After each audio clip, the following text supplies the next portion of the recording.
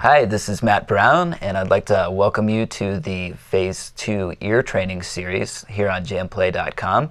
And I'm going to be covering a lot of different topics in this series as it progresses.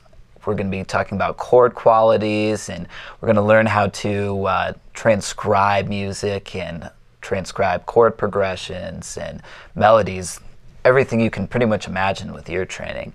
We're going to start off with pretty much the basics of this series. It's Phase 2, but I'm going to kind of, I guess, treat it like a Phase 1 type of series. So I'm going to start at the very beginning with ear training. So if you're completely new to this subject, then you'll have no problem just jumping right in and getting going with this.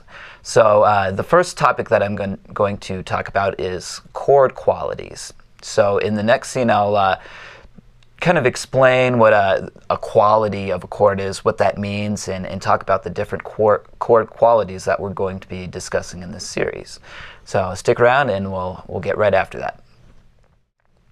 So what is a chord quality? The quality of a chord basically describes whether the chord is major, minor, dominant, diminished, etc. So in this series, I'm basically going to lump all chords into three different categories: major, minor, and dominant. So, you might be asking yourself, or me, what about the other qualities like diminished and augmented chords? And what about chords that are, say, a dominant ninth with a flat 13 or something like that? Basically, the way that I like to classify chords is based on the way that they function, not necessarily what they're called. So the way that they act in music. And so in that respect, most of the time diminished chords will function the same way that dominant chords function. An augmented chord, it's either going to function as a major chord or as a dominant chord. So that's why I'm just simplifying everything and breaking everything down into three categories. Also, when we get into talking about scales that will work with these chords, it's really helpful to think of qualities in that same respect, because when you're thinking of your scale choices, you're basing your scale choices off of how the chords function as well. So that's why I'm pretty much lumping everything into these three categories: major, minor, and dominant. So let's talk about the first quality in that list, the major chord. So a major chord, what separates it from the other two chord qualities is that it has what's called a major third within it. You've got, essentially, if we play, say, a D major chord, we have a root note, we've got a major third, and a fifth. So that's what gives us the major chord quality. Is the most important feature is that major third. Now, say a minor chord quality, it has what's called a minor third or a flat third. So if we're talking about a D chord, that third is flattened.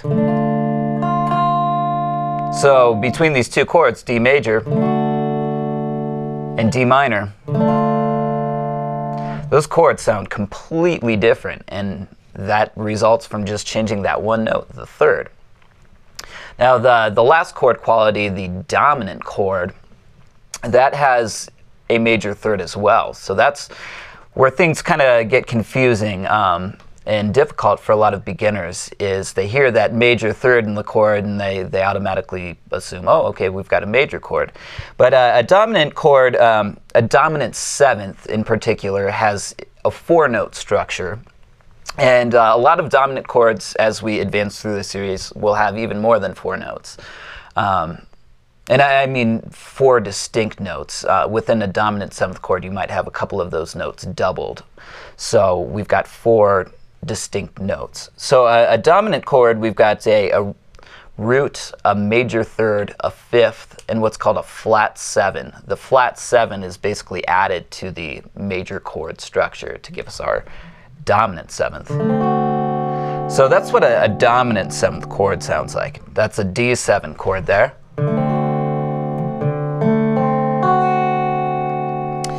So what I want to do now is just kind of go through the different chord qualities and play a few examples of each, so you can get the sound of them in your ear.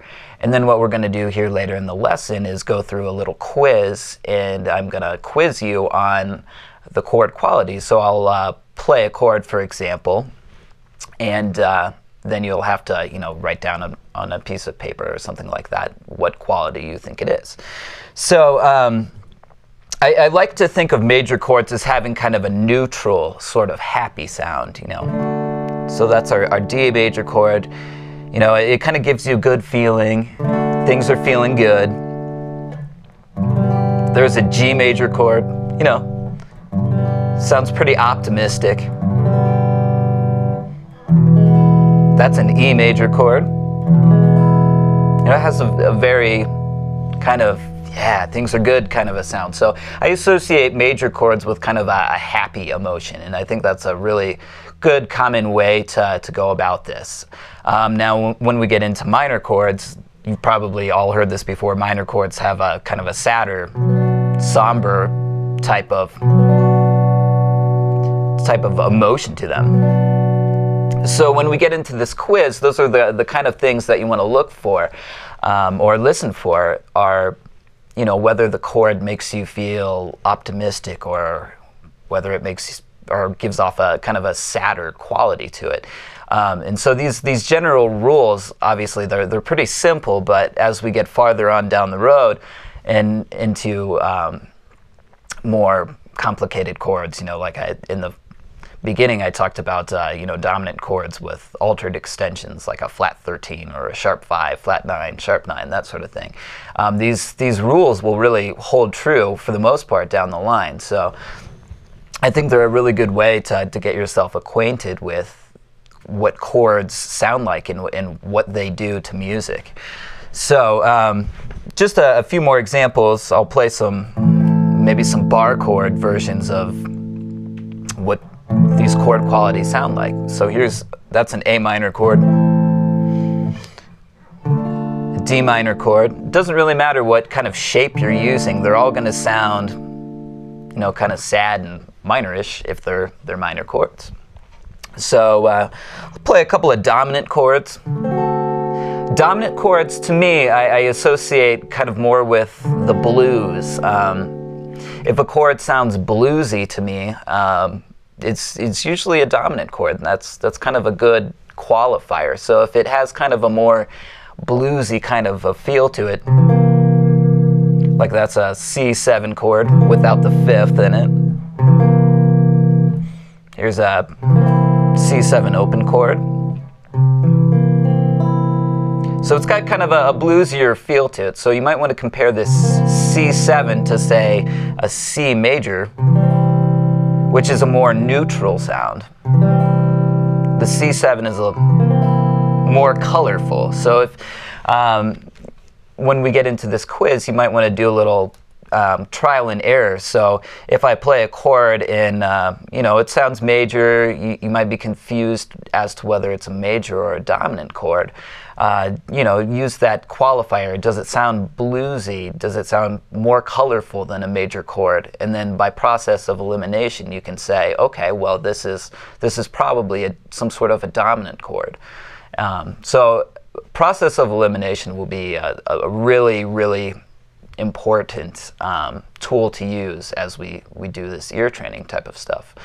So without further ado, I'm going to get into our first chord quality quiz.